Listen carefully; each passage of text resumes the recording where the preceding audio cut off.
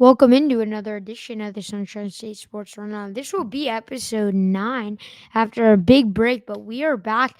We're going to be talking about some predictions now that it's Wednesday, and we're going to run down the games that went on. So, first, Rays end up defeating the Red Sox, the big news in terms of baseball last night. And it was an absolute good team showing for this Rays baseball team after getting down 2-0 early to the Red Sox. You fought back, scoring 4 runs in the fifth, three in the eighth, and you were able to claw back late. The big thing that I liked the most was the amount of solo home runs as well.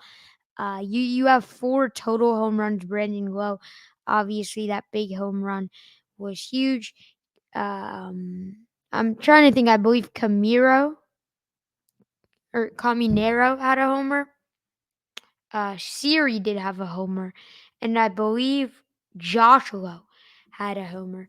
So, huge news from the Rays. They're actually playing right now as we speak. Got to watch the first half of it. It's 1-1 between the Rays and the Red Sox. The Red Sox just got one back, and excited to see this division matchup, this new series. If the Rays, they are eliminated from playoff contention. However, any hope you could build towards the end of the season could go a long way in terms of momentum. Moving it over to the college side of things. Now, I know I said we're going to predict things, but we're not more so going to predict. We're going to more so preview. So Miami's playing South Florida. That's going to be an excellent game to look out for. I like I like I'm going to be very interested to see this Miami defensive line go after this USF offensive line and offense in general, because I think that's what the biggest matchup is between the two. Miami's defensive line being so strong with guys like Ruben Bain Jr. and uh Cal. Uh, you got guys like Keontra Smith at linebacker who can press up and blitz. So, the D line, the front seven of this defense I think is going to put a lot of pressure. They are able to change directions quickly, get through off the outside against the South Florida offense. Now, Byron Brown, he's not going to have much time, so I think them taking away what he can do with his legs, that's what I think is going to happen between the game. So I guess, I'm not trying to give away my prediction, but all I'll say is it's going to be a tough matchup for USF to overcome. How great and how solid this Miami defense is, without even mentioning how much their offense has improved. FAU will travel over to Connecticut to play the Yukon Huskies. That's going to be a fun one there between the Owls and Huskies. Both teams played Power Four schools, and they both came within a score between the two in the respective teams of Duke and Michigan State. FAU's defense is just overall more strong. Again, such a good front seven, guys like Chris Jones and Prince Boyd. A linebacker room with a caliber guy like Eddie Williams and Jackson Ambush, guys. NFL scouts are looking at the secondary with Day Hill and such a good strong safety core is better. UConn has struggled with tackling a lot. FAU likes to run the ball. That's the identity with them having 5 touchdowns on the ground. And UConn has had trouble tackling. So if they do throw it, Cam Fancher is going to throw short 3 or 4 yard screen/slant passes. So I like the matchup for FAU in that one. After losing 3 straight, but starting the season as a top 10 team, the Florida State Seminoles are ready to face on an undefeated Cal Golden Bears team at home. I don't think there's going to be much of a home atmosphere because fans are going to be so down on this Florida State team. I like this Cal team. I think their running backs are super solid. They have that one guy who's super speedy, super athletic, a strong guy, a guy who can break through tackles.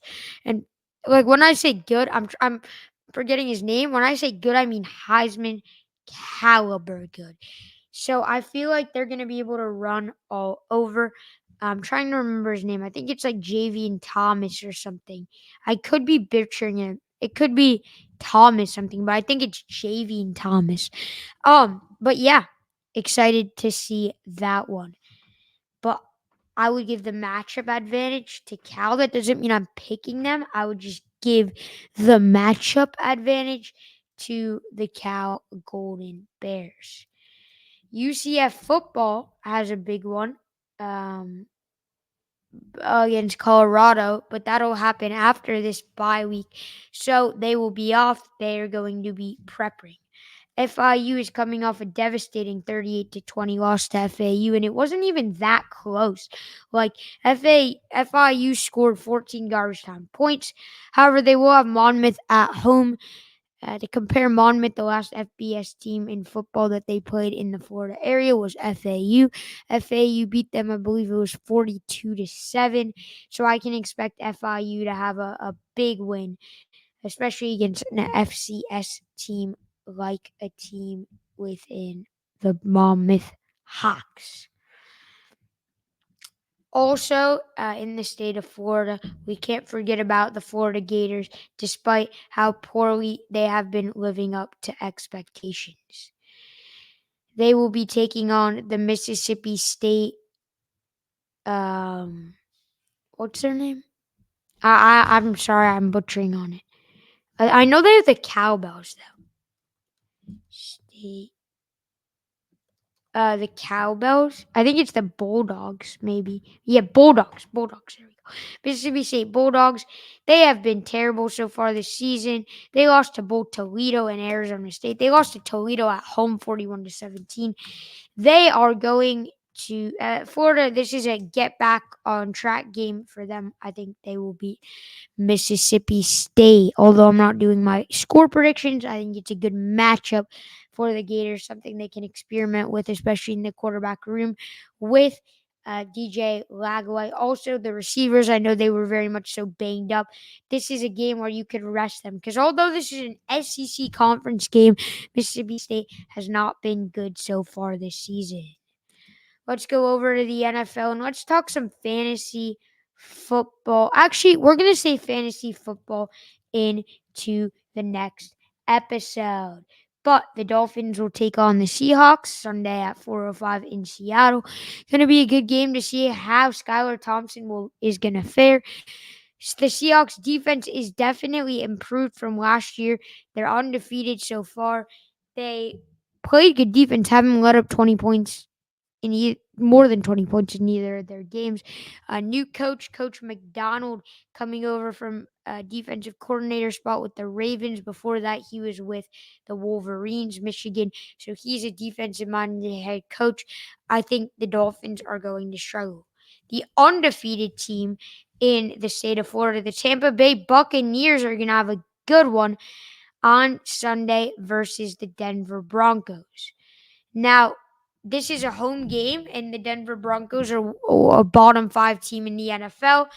Yes, they do have a really good defense, and Sean Payton is a great defensive coach. They only let up 13 points to the Steelers. However, I'm not sure they can get things going on offense. Bo Nix hasn't looked his best. He's going to have to be able to find open receivers like Cortland Sutton and Jerry Jeudy. The winless team in Florida, the Jacksonville Jaguars, will have a date with the undefeated Buffalo Bills in Buffalo. If the Jaguars start the season 0-3, that's just going to kill the confidence and the aura of this team. Super excited to see what week 3 in college football and week 3 in college, week 4. Wow, we're already a third way in after this week to college football. That's sad. I cherish college football, at least the regular season. Yes, there's an extended postseason and conference championship. Raise score update. I'll get that for you guys right now as it's ongoing. Rays are down 2-1. that'll do it for today's episode. Thank you guys so much for watching. I'm your host, JJ Metz. Make sure you follow the show's account at FL Teams on all social media platforms. Leave a like if you enjoyed. Thank you guys for watching again. I'm out. See you guys tomorrow.